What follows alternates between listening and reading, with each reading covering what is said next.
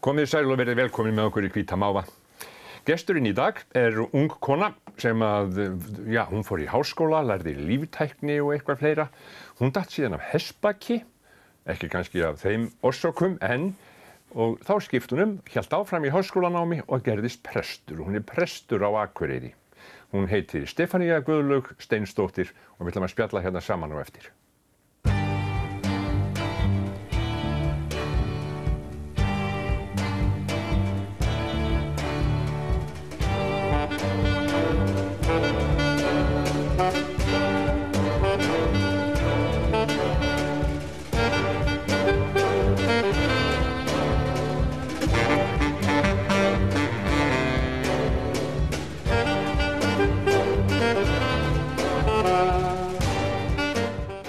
Stefanía Guðlaug, ertu velkomin. Þakka þér fyrir. Hvað ertu kölluð? Ég bara kölluð Stefanía. Stefanía? Já. Hún Steinsdóttir? Já. En þú dóttir Oddgeirs? Passar. Menn þekkja hann margir, pabba þinn. Hverjir foreldrar þínir? Pabbi minn heitir einmitt Steinn Oddgeir Sigurjónsson, en hann skrifar aldrei Steinn eða notar það nokkuð tíman. Og mjólkurfræðingur og vinnur hjá MAST í dag. Og móðir mín Áslaug Ólöf Stefánsdóttir. Hvað gerir hún? Hún er húsfreyja á Myrká. Getur ekki sagt það? Húsdýra, sko. Hún sér Hún sér málin á Myrká, hún fræga setri. Já, sér að gefa kindunum og hugsa búið. Já. Stefanía, ég hringdi í þig daginn og ætlaði að fá þig til að spjalla. Já. Þá var nú bara, held ég, var ekki bara nótt? Ég held að það var hringt svona 5:30 á morgni. 5:30 á morgni? Já, þá varst þú í Kaliforníu? Þá var ég í Kaliforníu. Og hvað gera þar? Við vorum í brúðkaupsferð. Varst í brúðkaupsferð? Já.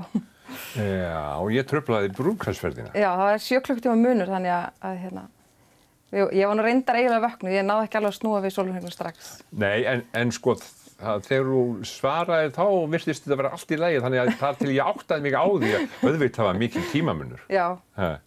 Já, ég mjög góður leikari, sko. Ég segi bara, já, hæ, og það verið steinsofandi, sko. Já. Nei. Og hvernig var ferðin? Hún var frábær. Já, hvað varstu lengi að þið? Þetta voru 8 dagar. Og sko fluguði þá héðan og beint yfir til Kaliforníu? Já, við flugum beint frá Keflavík til Los Angeles. Og af hverju allir þangað? Það eiginlega algjör tilviljun held ég að við fórum þangað. Við fengum í brúðkaupsgjöf inneignarnótu hjá Kilroy. Hvað það? Kilroy ferðaþjónustu aðalur í Reykjavík. Já. Og bróðir minn framkvæmdastjóri þar, eða reyndar nýhættur. Hann reddaði miða. Já, en hann í raun bara sagði eiginlega eni menni ming-mang, sko. Og ég vildi hita og þannig að, já, það var eitt af því sem kom til greina og það var bara keypt miði og... Hafðirðu komið þér áður? Nei, fyrsta skipti sem ég kom til Bandaríkjanna. Nú. Hver makiðinn? Hrafnhildur Eyþórsdóttir. Þú ert gift konu? Ég er gift konu. Og hvernig tóku Ameríkanar á móti 2 konum sem voru hjón? Ég held að var nú enginn neitt spáð í það, sko. Nei. Þeir eru nú kannski líka á því svæði þarna vesturundan svona kannski tiltölulega frjálslyndir miðað við Ameríkana. Já, örugglega, sko. Já. En hver er kona þín? Heyrðu, hún er hjúkrunarfræðingur, búin að vinna sem gjörgæsluhjúkrunarfræðingur í örugglega 10 ára verða. En svo er hún djákni líka. Djákni? Já. Prestur og djákni? Prestur og djákni. Já. Við kynntust einmitt í Guðfræðildinni, þannig að En hún vinnur sem hjúkrunarfræðingur? Já, hún er búin að flytja sig yfir og er byrjuð á gjörgæslunni á Akureyri. Þannig að við erum komin á nýjan stað. Og þú ert komin í vinnu? Ég er komin í vinnu. Sem prestur? Já. Í Glerárhverfi? Já. Og hvernig líkar? Ótrúlega vel. Hvað ertu búin að vera lengi? Ég var vígð 13. ágúst minni mig og byrjaði bara daginn eftir. Hvert var fyrsta prestverkið þitt? Fyrsta prestverkið mitt var jarðaför. Var það jarðaför? Já. Hvernig var það? Það leit allt út fyrir að yrði skýrð, sko, svo breyttist það aðeins. Já. Þannig að... Hvað sló hjartahratt í þér þá? Mjög hratt. Er það? Já. Er þetta, sko, ég veit að þú hefur unnið með áhuga leikfélagi í Hörgárdal og færð væntanlega hjartsláttur og óttafarinn og svið og annað slíkt. Er þetta ekki bara sama? Jú, þetta er ekkert ósvipað. Já. En þú náttúrulega ert búin að prófa, þú ert búin að læra, þú ert búin að æfa þetta allt. Já, já. Þið hljótið í guðfræðinni að æfa allar þessar sko athafnir. Við erum náttúrulega í starfsþjálfun og ég var ótrúlega heppin. Ég var í starfsþjálfun hjá Guðrúnu Karls Helgudóttur sem er sóknarprestur í Grafarvogskirkju. Og hún var duglega að henda mér út í djúpilögina og láta mér svolítið ekstra mikið, þannig að ég er gríðarlega þakklát fyrir það. En þú ert nú ekki búin að vera lengi en samt mikið að gera? Já, það er bara alls konar og maður veit aldrei hvernig dagurinn verður. Nei. Þegar þú vaknar á morgnana, þá veistu ekki hvort að þú fáir margar heimsóknir eða þú veist náttúrulega ef einhverja athafnir, eða ekki? Jú, það eru auðvitað svona fastir liðir í vikunni, en svo getur oft verið ýmislegt. En svo prestavinn á sundugum? Já, ég er alltaf annað hvert sunnudag. Já. Á móti Gunnlaugi. Já, sem að þið er búin að vera í Glerárkirkju lengi. Já. Já. Þannig að þið eru 2. Þannig við erum 2. Já. Og svo er Djákni með okkur líka í Glerárkirkju.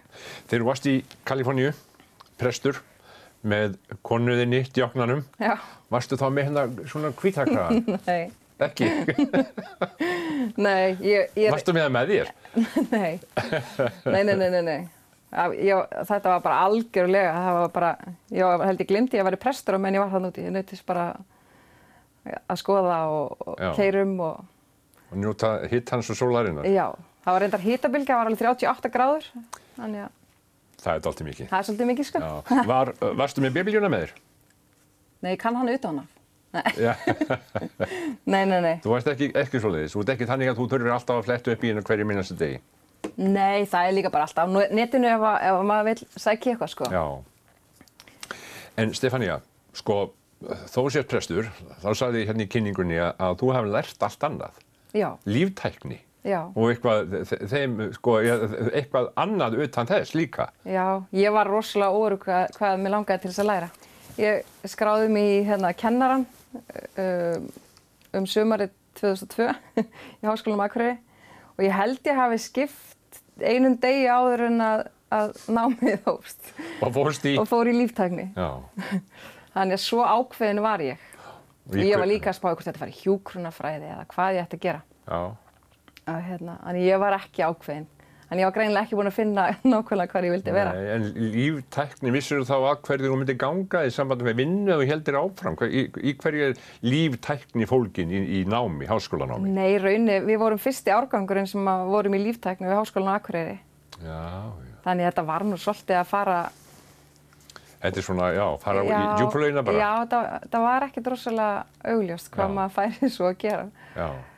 En starffræði og raungreinar höfðu alltaf vakið svolítið áhuga minn.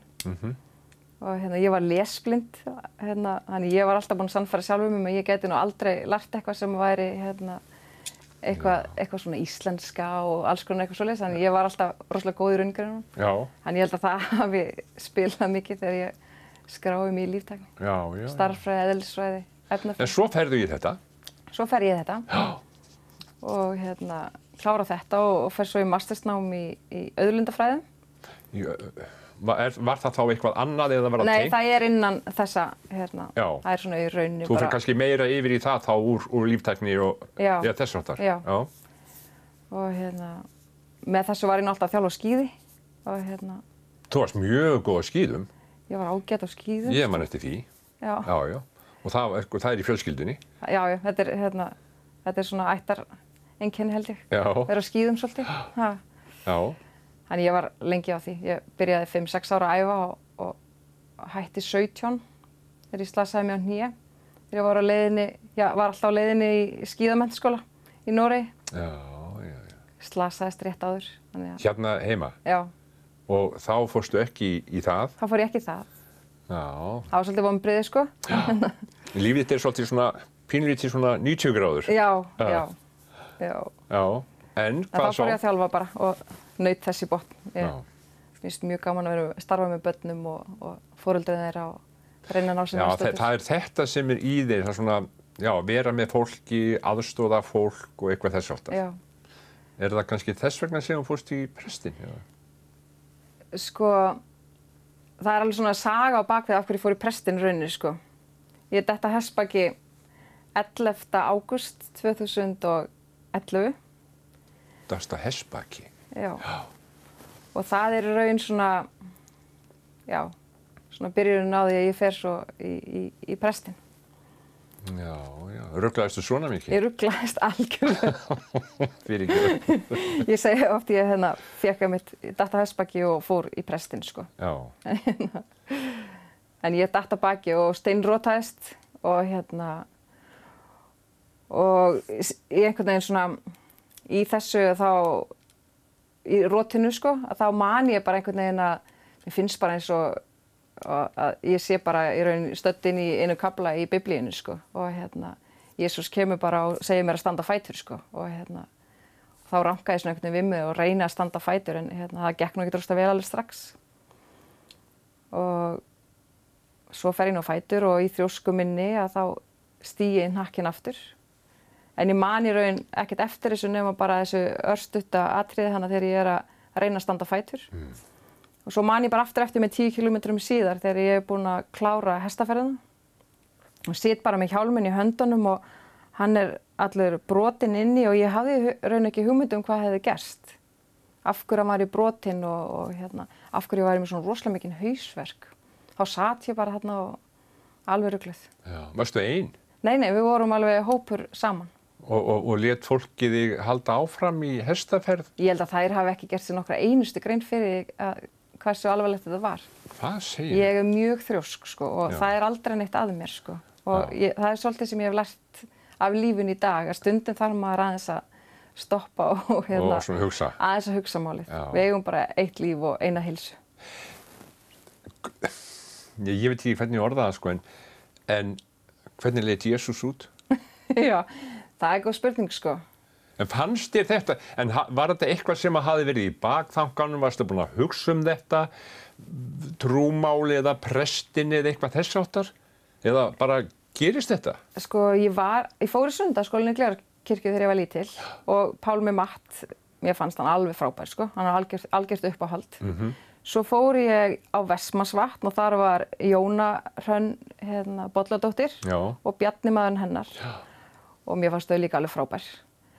Og síðan fór ég nú í fermingarfræðslu hjá séra Birgi og séra Þórhalli heitnum. Auðvitað hafa þau öll haft svolítið áhrif, sko. Ég sé alltaf að þau hafa komið fyrir fræjum í barninu, sko. Já. Og þegar ég missti afa og svona strák sem var að passa þegar ég var lítil, að þá sótti ég alltaf rosalega mikið í trúna. Og hún hjálpaði mér í þessari sorg. Og þannig að þetta var þannig í einhvers staðar en ég vildi aldrei rosalega mikið viðurkenna það kannski. En varla í reiðtúrnum? Nei. Þú ert ekki að hugsa endilega Jesú með vinkonu þínum í reiðtúr? Nei, alls ekki. Alls ekki. Ég var alveg feimin við að fara í kirkju, mér fannst þetta að vera svona, mátti enginn vita að ég væri að fara í kirkjuna, sko, þetta var svolítið feimnismál. Var það svoleiðis hjá unglingum á þessum tíma? Kirkja var ekkert töff? Nei. Þannig að, nei, þú veist, þetta var alls ekkert ofarlega í huga mínu með neitt svoleiðis. Og var það heldur ekkert alveg strax þarna. Nei. Ég bara detta á baki, svo fer ég bara heim og er heima í 2 daga gubbandi og rugluð. En fórstu ekki til læknis? Nei. Var það þermóðskan? Já, ég var alveg sannfærandi að myndi nú bara jafna sig. Já. En svo gerðist það nú ekkert. Þannig ég fór keyrandi sjálf upp á spítala 2 dögum seinna. Og það kom, þeir held ég væri með smá heilarhristing og eitthvað svoleiðis og var send heim með smá verkjalyf og átti að hafa samband eftir 2 vikur. Og ég var ekkert skárri. Ég lá bara í rúminu og grenjandi og... Og bara með verki og höfðverk og... Já. Og þá fór ég aftur og það var bara sama að ég hefði bara verið verri heilarhristingur heldur en að þeir átti vona á. Og ég fór heim og eftir mánuð þá fór ég nú að hafa svolítið áhyggjur af þessu. Þrjóskan var ekki að duga í þetta verkefni. Nei. Ég þurfti eitthvað aðeins meira. Þannig ég hafði samband við Berg kýrópraktor í Bergur Kári. Bergur Kári. Já.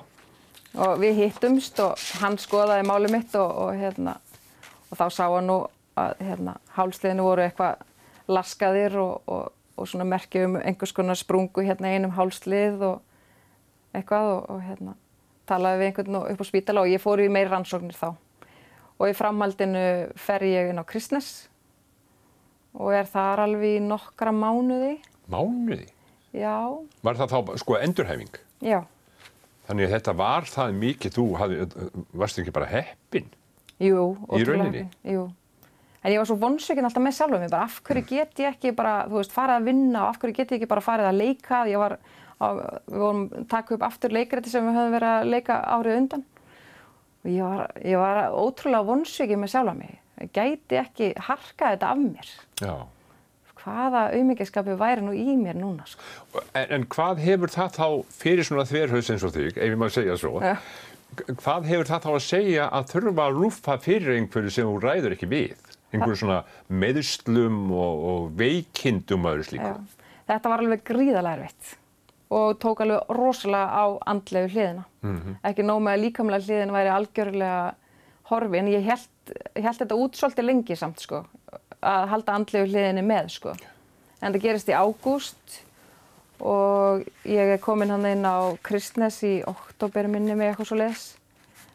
Og ég finn það svona jólin að andlega hliðin farin að hrjá mig svolítið. Já, já. Ég var komið á mikið af lyfjum, maður var alltaf að reyna að láta mig fá einhver lyf til þess að minnka höfuðkvalina, ég með ofsalega höfuðkvalir, svaf lítið sem ekkert, bara alveg frá ágúst og með hjálp, þú veist, einhverja svona lyfja sem maður tekur til þess að sofa, þá kannski tókst mér að sofa 2-3 klukkutíma, annars svaf ég bara ekkert. Maður verður nú ruglaður á því? Já, maður verður ruglaður á því. Og síðan fer ég heim í smá leyfi af Kristnesi jólin og það var svo sem, þú veist, mann langaði svo ótrúlega mikið að vera með börnunum sínum og ég saknaði þeirra svo rosalega mikið en samt gat ég það ekki af því ég var svo ofsalega kvalin. Þú átti fjölskyldu þá? Já. Aðra fjölskyldu? Aðra fjölskyldu. Já. 2 börn? 2 börn. Á hvaða aldri? Þau voru sko þegar ég slasast, þá var strákurinn að byrja í 1. bekk í Þelamerkurskóla og stelpan þá að fara í 5. bekk. Já, já, já. Og við vorum bændur í Hörgárdal á þeim tíma. Já, þannig þetta eru stór börn í dag? Já, þau eru 12 og 16 ára í dag. Já, já, já. Og var þetta ekki vont fyrir þig einmitt það að þú kemur heim og þú hittir börnin og þú svona getur ekki gert það sem þú ætlar að gera með börnunum þínu? Jú. Mér fannst, ég var að sjálfur mér, ég var alltaf fyrir vonbrigðum í sjálfur mig, endalaust. Af því að það sást náttúrulega ekkert utan á mér og kannski fólk ekki að fatta heldur hversu kvalin ég var. Þannig ég var alltaf bara, það á ekkert að vera að mér, ég á ekki að vera með aumingjaskap, ég á að geta gert allt, þú veist, og var alltaf í þessu, þannig ég var alltaf að brjóta sjálfa mig niður. En varstu þá sjálf að reyna eitthvað, varstu þá sjálf að fara á fætur, sjálf að fara út að labba, sjálf að hreyfa þig? Já, ég var alltaf að reyna. Og það gekk ekki? Og ég fór alltaf yfir strikið, alltaf. Já. Og það hjúkrunarfræðingarnir og sjúkraþjálfarnir á Kristnesi voru svolítið alltaf að halda í mig, sko. Já. Bara jæja, en það vissu alveg að það er ekki hægt að stoppa mig, sko, ég þarf að finna það sjálf, sko. En ég bara þannig, ég fer alltaf yfir strikið, sko. Ég ætlaði að sigrast á þessu. Hvað ár er þetta? Þetta er 2011. 2011? Já. Og hvað svo? Ég meina, hvað? Ég útskrifast 2012 febrúar, cirka. Úr endurhæfingu? Úr endurhæfingu á Kristnesi. Já. Og þá komin á biðlistin á Reykjalund. Nú, í áframhaldandi? Já, því ég var ekkert betri. Já. Og en þá bara grenjandi meira og minna allan sólarhringinn af verkjum og já, tók allt mikið af lyfjum bara til þess að reyna að komast í gegnum daginn. Hvernig var þetta þá svona gagnvart fjölskyldunni og manninu þínum og foreldrum þínum og allt þetta? Þetta er bara gríðarlega erfitt held ég fyrir alla að horfa upp á þetta. Og já, ég man, sko, þetta er svolítið í móðu fyrir mig, sko, og ég man lítið eftir þessu tímabili. Og ég þurfti að vinna svolítið með krökkunum mínum bara, þú veist, þetta var náttúrulega áfall fyrir þau, þú veist. Móður er bara kippt út úr lífið þeirra bara 1, 2 og bingo. Já. En svo ég heima í mánuð, cirka, og bara á biðlista og þetta einhvern veginn allt svo ómögulegt. Þeir vita ekki hvort ég verði góð aftur, hvort að ég muni einhvern tímann læknast, hvort ég finni eitthvað út úr þessu. En það var allt bara svona, þetta geti tekið 3 til 5 ár. Kannski bara búist við yrðið svona það sem eftir var? Já, og ég gat engan veginn hugsað með það. Ég gat ekki séð hvernig í ósköpunum ég ætti að komast í gegnum lífið svona. En hvað gerir svo? Hvar kemur presturinn? Presturinn kemur, ég var svo heppin að Sólveig Lára, nú vígslubiskup á Hólum, hún kemur í heimsókn til mín á Kristnes og heldur mig svolítið gangandi og svolítið kannski gefur mér þetta verkfæri trúna til þess að komast í gegnum mesta svartnættið og dregur mig með, ég fer á nokkra kóræfingar kór Möðruvallakirkju. Já. Þótt ég sé á Kristnesi að þá kom hún og sótti mig jafnvel og svona aðeins létti lundina sko. Já. Og þannig að ég nýtti mér svolítið trúna í gegnum þessi erfiðleika. En í febrúar þá kom svartnættið gjörsamlega algjörlega yfir mig alla og ég vildi bara ekkert lifa sko. Ég gat ekki meir þá sko. Og ég var svo heppin samt að ég komst í mars inn á Reykjalund. Og það svona dæmi það hvað ég er svolítið þrjósk og ég vil ekkert að fólk sé eitthvað að setja mig ekki svona út á mig sko. En yfirlæknir sagði við mig þegar ég kem inn á Reykjalund, já þú ert alltaf mikið að lyfjum. Við verðum að vinna í þessu. Og ég sem að vildi aldrei fara á neinn lyf þegar ég kem inn á Kristnes upphaflega, að ég bara, og ég hætti bara öllum lyfjunum þann dag. Já. Já, og fór í gegnum alveg svakalega svona lyfjarúsk og... Þrjóskuhaus? Já. Aha. En lífið var samt einfaldara þegar ég var hætt á lyfjunum. Varstu þá ekki bara hálf dópuð eða? Jú, mér leið alveg. Orðin háð þessu og þess aftar? Nei, ég fann svo sem aldrei fyrir að vera eitthvað háð þessu, en það voru mikil fráhvörf. Já. Og ég ákvað að segja engum frá því, ég vissi að mér yrði bannað að gera þetta sko.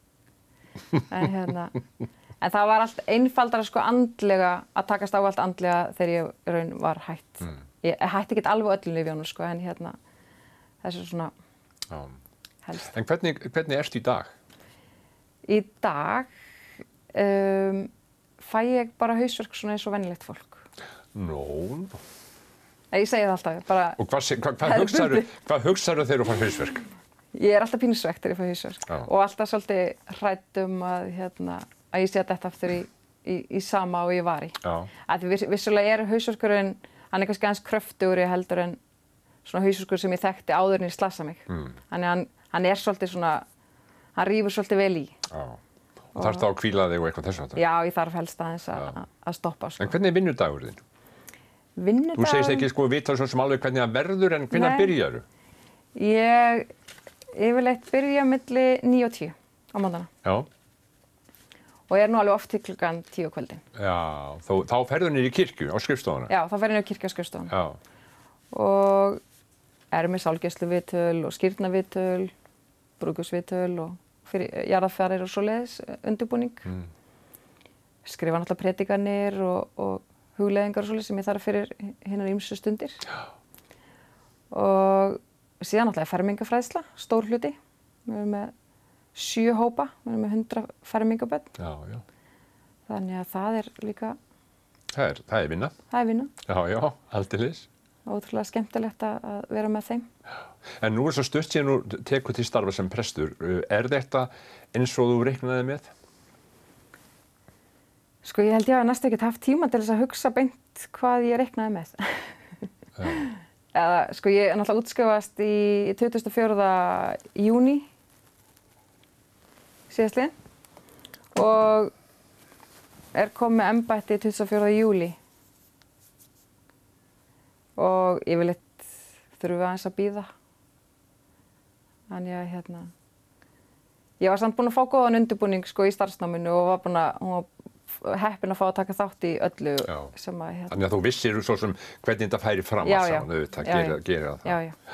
En sem sagt að stökkva inn í það að vera prestur, byrja svona í sálgæslu og viðtölum fólki líður illa eins og þér leið eftir slysið, þurfa að tala um það, reyna að hjálpa fólki, leiðbeina. Tekur þetta með þér heim? Nei. Getur þú losnað við það? Já. Ertu trufluð heima? er ég trufluð, Ég meina að skoða fólki, ég er trufluð heima. Heyrðu, sko, sími og þess áttar. hérna á Myrká, sem er nú ekki lengra frá heldur en 30 km frá Akureyri, að þá er ekki GSM-samband. Hjá Djáknanum að Myrká. Já, Djáknum Myrká er ekki með Konunni GSM-samband. Djáknanum að Myrká, já. En nema út í einum glugga, sko. Já. Og þannig það er óslega erfitt að trufla mig þar. Já. Sko búið þið þar eða búið á Akureyri? Við búum á Myrká. Já. Við fluttum þangað bara leið og ég hóf störf 13. ágúst. Er þetta með þess að flutti á föstudeginum, sko. Bara inn á foreldra mína. Já. Og við erum alveg með efri hæðina hjá þeim, 3 svefnherbyggi. Og meðan við vorum að leita okkur að húsnæði. En við erum búin að finna okkur húsnæði. En við fáum ekki afhent fyrir 4. janúar. Já, á nýju ári sem sagt. Já, þannig ég er að vona að ég verði ekkert veðurteppt og svona, það verði ágætt veður. Já. Tíminn er búinn hjá okkur, Stefanía. Blasir ekki lífið bara við þér? Jú, það ekki. Er það ekki? Jú. Og þú horfir bara... Ég er komin heim. Þú ert komin heim? Já. Eftir þetta allt saman? Já. Búin að læra líftækni og hvað hitt? Svo fór ég master í auðlindafræði. Í auðlindafræði? Svo tók ég náttúrulega BA í guðfræði og svo master í Mag-Theol heitir það í guðfræði. Þannig að þetta eru 5 ára háskóla. Og konaðinn er hámenntuð líka og er smiður? Já, hún er... Þú gleymdir að segja mér því? Já, hún er smiður. Og hún gerir þá allt heima ef eitthvað bilar? Já. Og minn fyrrverandi líka. Þau eru dugleg að græja það. Já. Stefanía, það var gaman að spjalla við þig. Gott þú ert komin upp úr dalnum. Já. Gott þú ert komin í vinnu. Gott þú ert að gera það sem ég langar til að gera. Takk fyrir. Takk fyrir. Eru þú svo þess að taka mynda þér? Nó. Það er venjan. Ég ætla ekki að vera með kaffibolla. Jú, kaffibolla, sko, alveg. Prestar ekki mikið kaffi hvort þið er? Jú, allan daginn, allan dag. Í heimsóknu hjá fólki? Já. Gott. Glæsilegt. Aftur, takk. Já, takk fyrir.